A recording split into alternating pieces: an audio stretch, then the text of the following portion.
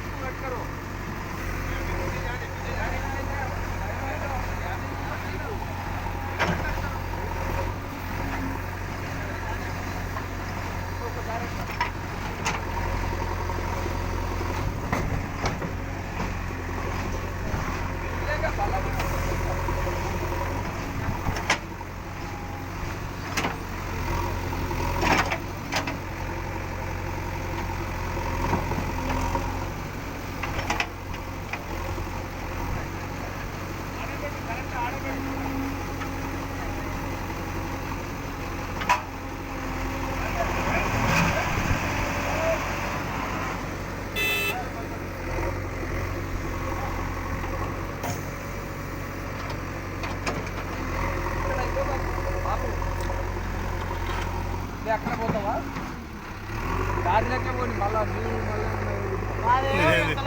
సేవ ఇది.